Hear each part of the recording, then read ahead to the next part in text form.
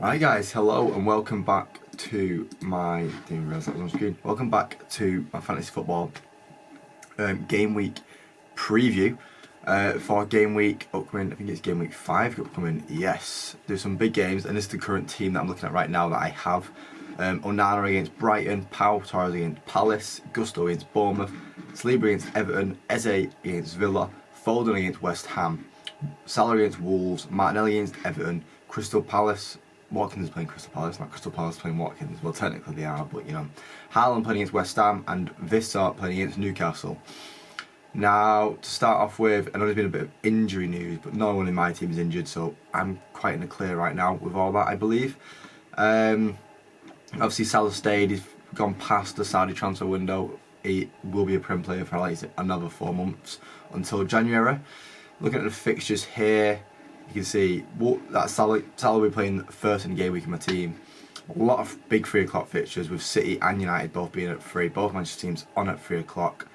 I've heard a few injury worries to do with, like, obviously no De Bruyne, apparently there's no Rodri, no John Stones coming into this West Ham game. It's going to be a difficult game for City, I believe. Newcastle against Brentford. Don't know which way that's going to go. Newcastle really to pick up form. They've not been playing as good as they were last season just yet. Sunday games, Bournemouth and Chelsea and Everton, Arsenal, and then Monday is Forest Burnley. So I'm probably going to avoid Forest Burnley players. Just I don't really want to wait all that weekend, and I don't have any in my team right now, so it's not like I want to bring one in like an Ariona. But yeah, let's get on to the transfers and we can start talking about who has got me worried in the team. I did my wildcard video the other day, and I did talk about like who was worrying, like Sanchez, Gusto, Torres, even Kabore not even playing that game the other day means Gusto is probably a bit more solidified in my team as a cheaper option as a defender. Foden is eventually going to just fall for it, but right now he's fine just because of all the injuries. He should be getting game time. He really should be getting the game time if you look at City's team right now. Salah can stay for now. He is, as every week, he's hanging on by the skin of his teeth. If he messes up, he's out. And this game against Wolves is really a game to prove it to me, because how bad Wolves have been playing. If Salah can get some at this game, I'll be like, right, yeah, he can stay. Eze can stay right now. He has a nice, decent little fixture run. I don't mind it. There's a few difficult ones popping up in there, but yeah, it's not too bad. Adingra is really getting on my nerves. Martinelli's getting on my nerves. Watkins is getting on my nerves. Even Viss is getting on my nerves a little bit. For now, we will keep Torres because he does have a nice game against Palace there. I know I said Eze's not got a bad game, but if Eze doesn't do anything, Pau Torres like to keep a clean sheet because Eze is the glue for that Palace team, so Torres can stay.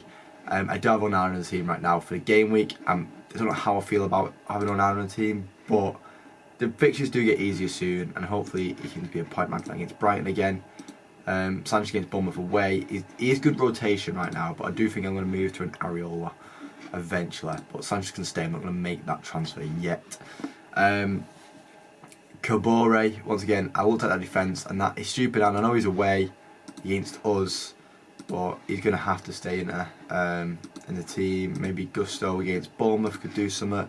Saliba against Everton should be getting a clean sheet there, so Kabore can stay because I'm only going to use 3 defenders, and I'm happy with the other 4 choices to stay on the team. As I said, we've got Salah, Eze, and Foden. Vissa could probably stay because of his price, and Martinelli can stay simply because against Everton I think he can do something. That just leads me down to Adingra and Watkins and 13 million in the bank to look at a new striker and maybe a new midfielder, maybe taking a -4. Again, it's really not good for me to start the season. I've just not got the decisions right, but Adingra just ain't playing and Watkins just ain't scoring, and that's what you want strikers to do. You want strikers to score, but you've got no goals so far this year. 3 assists in 4 games is decent, yeah, but I'd prefer my strikers to score goals at the end of the day. So let's look at the fixtures. Wolves vs Liverpool. I'm only going to highlight Liverpool players from that. We're going to go up and down and go through each team, talking about who we're liking. Midfielder wise, I would look at Sazbalzi maybe. He has been playing really well, or maybe even a Luis Diaz. And up front, maybe a Darwin Núñez. He has been on form recently. 4 goal contributions in his last 2 games, and against Wolves, he should be doing something. But the issue with all these players is, are they going to be starting every game? You know, Sazbalzi looks like he will be starting every game, but he looks like he's going to be dropping a bit deeper. You might want to avoid him. I'm not going to look at the Wolves players. I don't fancy any Wolves players this week. I'm getting rid of Watkins. I maybe do fancy another Aston Villa player in the form of Moussa Diaby at 6.6 mil. He actually has scored this year. Yeah, twice he scored this year, both away from home. Palace at home. Can he do it? Is it worth the risk? We don't know. Fulham versus Luton. I'm not really counting any Fulham players right now, honestly, if I'm going to be honest. Fulham are not on my mind. But we'll go back to Palace a second there, because Edouard, I feel like, has caught my attention a few times with a few goals this year. Yeah, 24 points. He's got 3 goals. He's what you want from your striker. Playing against Villa. Don't think he'll do anything against Villa, so it's not worth getting him in. Onto United, and yes, there are a few players that catch my eye from this United versus Brighton game. This is another worry that I'm going to mention now with Onana, is that he is playing for Cameroon again, so eventually he will be dropped out. So I need to sort this back out goalkeeper quick, otherwise I'll be getting in Bayinde, who is not prepared for the Premier League in my eyes. He's not played any Premier League minutes. He won't be playing any Premier League minutes until Onana goes. So it's really annoying at the time of VTech, but I mentioned that in my transfer video the other day. So yeah, no defenders that I'm going to be looking at. Midfielder wise, so Rashford and Bruno are obviously ones that are going to catch your eye. But I'm just looking down here, Pellistri, you know, 4.4 mil. With all our right winger troubles right now, Pellistri might get some game time. He might get some game time, which would be really interesting, and I really think him and Højlund will do really well together. And Pellistri starting against Brighton just gives them a taste of what they do every year to everyone. Of here's this random South American guy that's going to just tear you up for 90 minutes and then you won't hear him again. So yeah, Pellistri could be a really good option. Højlund at 7 mil. I'm going to put him in for now because I just really do want him in my team. I would leave us with 6 mil to mess around with the midfield with. So we're gonna keep him in for now, but we can still take him out. Like, obviously, we're not confirmed the transfer onto Brighton. Now, there's a few players from this team. Obviously, Matoma and March that everyone has in the team. 40% owned by. But it's a really tough fixture run that they've got coming up. Only Bournemouth are like a shining light in the docks there, but you don't know what Brighton are capable of. They pull out mental results. Ansu Fati the same. He feels like he's going to do something, but I'm not going to touch it, so I need touching. Evan Ferguson with a slight knee injury means João Pedro probably going to start the game against us. But yeah, no one from Brighton that I really desperately want in my team. Spurs versus Sheffield United. Now, there is a Spurs player that I do desperately want in my team, and a Sheffield United player that I have been looking at. The Spurs player is obviously James Maddison. He has been the best player so far in the Premier this year. 4 goal contributions in this 4 games so far. He did blank against us, but it doesn't matter. He's got a nice little fixture against Sheffield there, and then 2 fixtures to really prove himself against Arsenal and Liverpool. Really prove this Spurs side under Ange Postecoglou of what they can be capable of.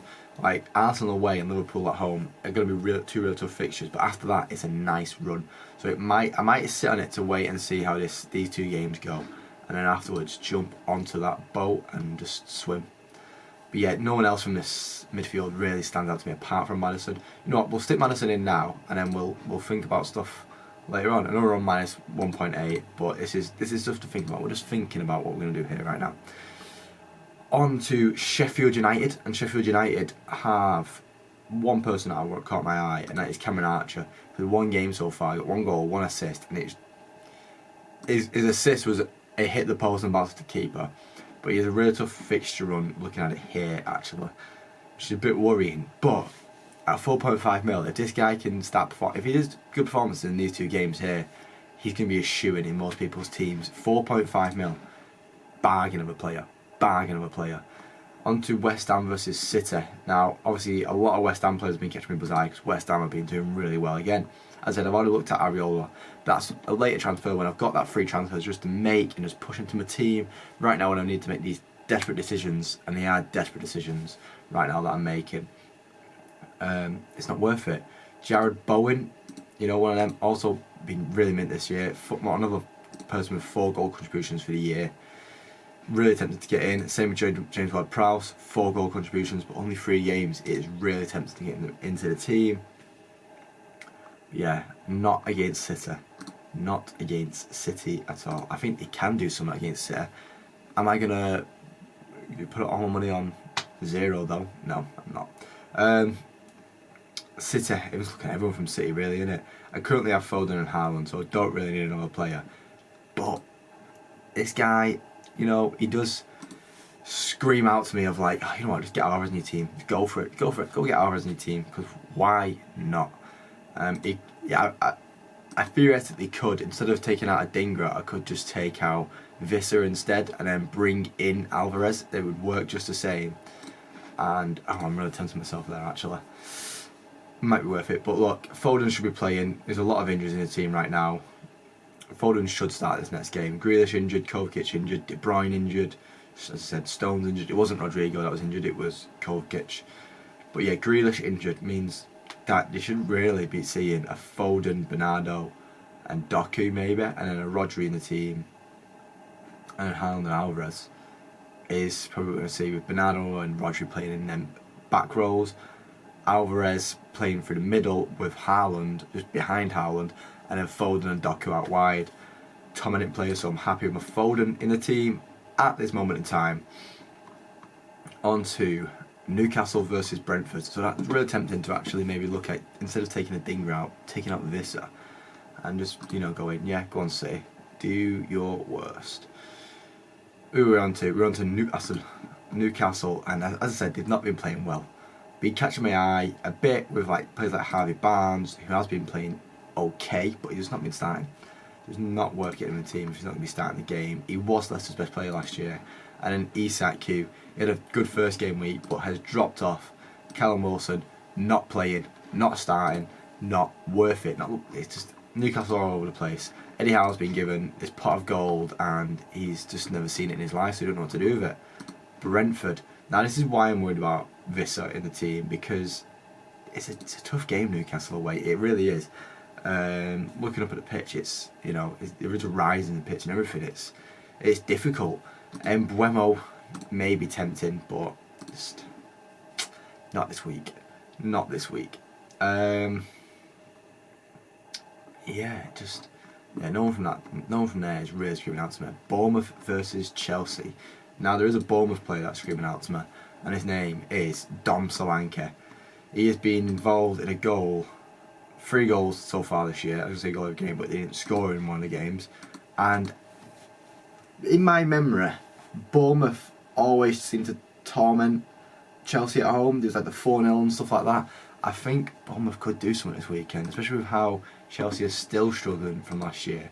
So Solanke, and maybe even like a Brooks or a Tavernier, because I said Tavernier, once he gets playing, he gets involved in the play type of stuff. So yeah, on to Chelsea anyway. Chelsea. Everyone's looking at Sterling. Sterling is owned by only 16%. It's not that bad. But all he's done is that hat trick, the brace, should I say. Chelsea just do not scream out to me with anyone right now, really. Everton versus Arsenal. I have had Arsenal players shout out to me though. Let's look at Arsenal, because they are always worth looking at. Saka and Odegaard screaming out to me they are. But yeah, no one massively screaming out to me now that I look at it. Because even in Nketiah and Jesus, and I can't really afford to go into the Saka Odegaard territory unless I just keep a Dinger in the team and take out Martinelli. And that's somewhat later in the transfer, when I do get rid of Salah for a game week and then maybe bring in a Saka. That would be the move. And then finally on to Nottingham Forest and Burnley, because I don't seem to have actually resolved any issues for myself here, which is a bit worrying. But we'll let it pass. I think Maddison is the one that I want, but that would mean I've only got 5.2 mil to spend on a midfielder, on an attacker, and that would only leave me to get Cameron Archer in the team.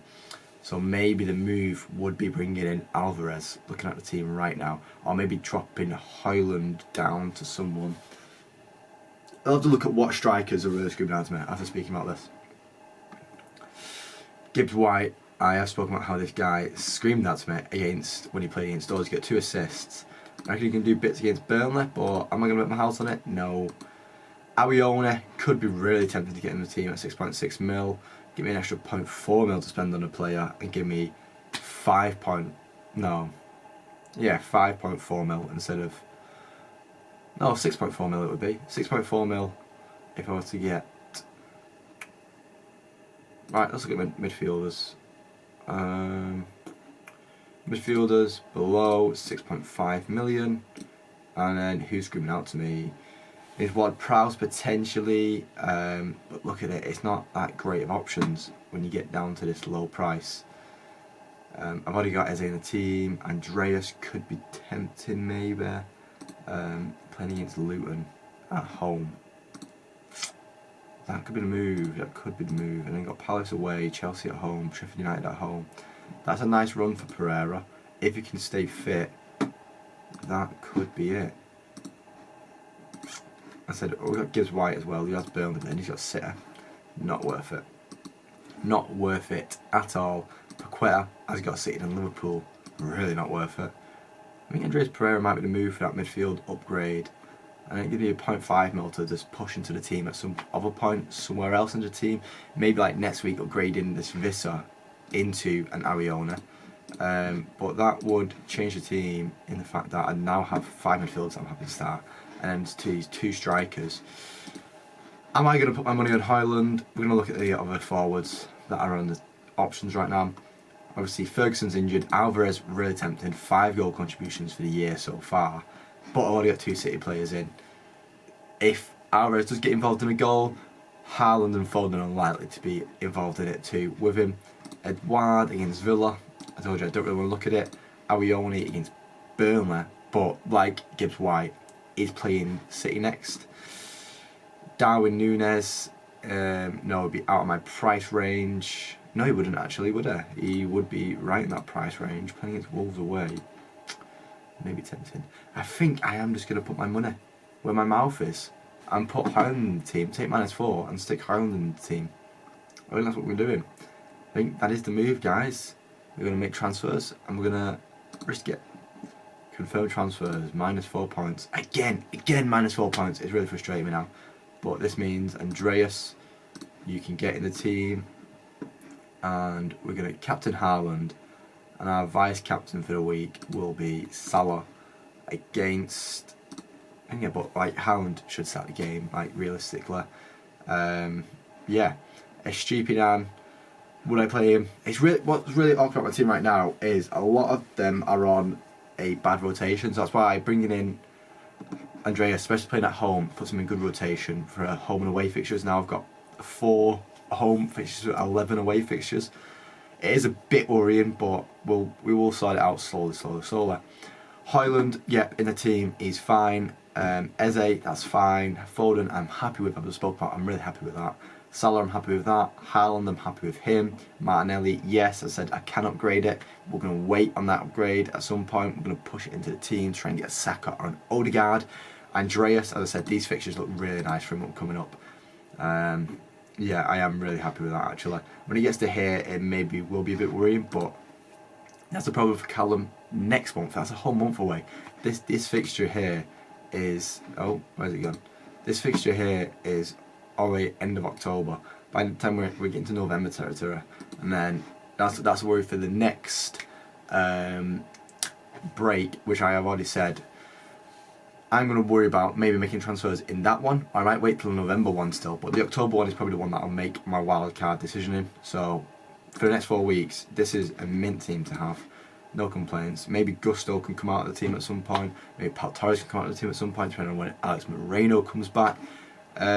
Do I put Estupiñán in the team for Gusto? Yeah, he might just get involved in a goal. That's what I'm hoping. I don't think Gusto's going to keep a clean sheet. Saliba will probably keep a clean sheet. Torres could keep a clean sheet if Eze doesn't do anything.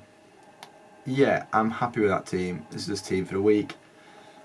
Yeah, I'm happy with that team, guys. What do you guys think? Let me know in the comments. Give it a like. Please subscribe. It'd be appreciated.